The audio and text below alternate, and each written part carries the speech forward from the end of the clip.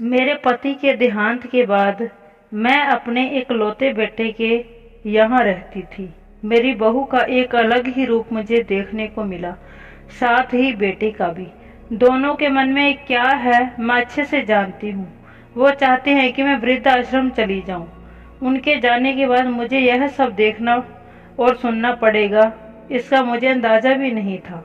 पर मैं मन मानकर अपने बेटे और बहू की बातें सुनकर भी यहाँ रहती हूँ, क्योंकि मुझे मेरे पति और मुझे मेरे पोता और पोती दिखाई देते हैं। उनकी झलक पाकर मुझे सुकून मिलता है। मैं घर के बाहर एक टीन की झोपड़ी में रहती हूँ। मेरी बहू को कोई दिक्कत नहीं हो, इसलिए मैं घर के बाहर ही रहती हूँ। बेटे ने थोड़ी मेहरबानी की है तो ऊपर टीन की चादर लगवा दी है। समय समय पर थोड़ा राशन दे देता है तो मैं अपना बनाकर खा लेती हूँ। मैंने अपने बेटे को कह दिया है कि मेरी वजह से उन दोनों को कोई प्रॉब्लम नहीं हुई, बस मुझे यहीं रहने दे, इसी घर में मुझे मर जाने दे। मैं बस इतना ही चाहती हूँ। मैं अपने आप को खुशकिस्मत समझती हूँ कि मेरे बेटे और बहू कम से कम मेरे लिए इतना तो कर ही रहे हैं। मेरा बेटा सुबह 9 बजे नौकरी पर जाता है और बच्चे भी उसी समय स्कूल चले जाते हैं। फिर शाम को 6 बजे मेरा बेटा वापस आता है। बच्चे 3 बजे वापस आते हैं। उन्हें आते जाते निकलते देखकर मुझे बड़ा ही सुकून मिलता है। मेरे पति के दोस्त जब कई दिनों बाद हमारे घर आए, वह मेरे पति के दोस्त थे। उनकी पत्नी का भी स्वर्गवास हो गया है। उस समय पर वो हमारे घर पर खूब आया जाया करते थे। उनसे हमारे अच्छे रिश्ते थे। उनका घर हमारे घर से थोड़ी ही दूर पर था। पैरों में समस्या हो गई थी, ठीक से चल भी नहीं पाते थे। वो बड़े दिन बाद मेरे पास आए। मुझे उन्हें देखकर अच्छा लगा। उनका हाल भी मेरी तरह ही था। बच्चे अब उनसे भी परेशान थे। मेरे पास अपना दुखड़ा रोते थे, उन दिनों को याद करते थे। बुढ़ापा हम जैसों को बहुत रुलाता है। उनकी पत्नी का स्वर्गवास हो गया था और उन्हें चलने में समस्या थी, इसलिए वो भी अपना खाना नहीं बना पाते थे। मेरे पास आए तो मैं समझ गई कि इतनी मुसीबत से यहाँ पर तक चलकर आए हैं। पुराने दोस्तों के यहाँ चाय और खाने की चाह में ही जाते होंगे। उनकी भी अपनी मजबूरी थी। वो आए तो मैंने उनके लिए खाना बनाया और उन्हें खिलाया। मना कर रहे थे नहीं खाना, लेकिन मुझे पता था कि उनको भूख लगी है। मेरी बहू ने मुझे खाना नहीं दिया। मेरी बहू ने मुझे और उन्हें खाना खाते देख लिया तो वो कुछ ना बोली। ऐसे ही वो वहाँ 2-3 बार आए। जब भी वो आते मैं उन्हें खाना खिलाती। फिर उनके जाने के बाद जब मेरा बेटा आया तो बहू कहती कि तुम्हारी माँ कितनी बेशर्म है, पता नहीं किस किस को आजकल बुलाकर खाना खिला रही है।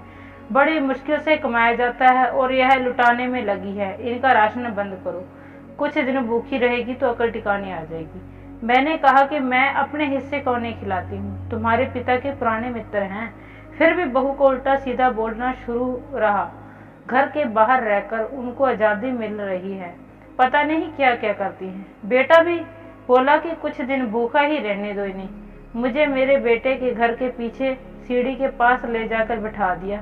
कहा कि अब यहीं बैठी रहो। मेरे तो अब आंसू सूख गए थे। अगले दिन मुझे खाना नहीं मिला। मेरे टीन के उस छोटे से कमरे को बहू ने तोड़ दिया।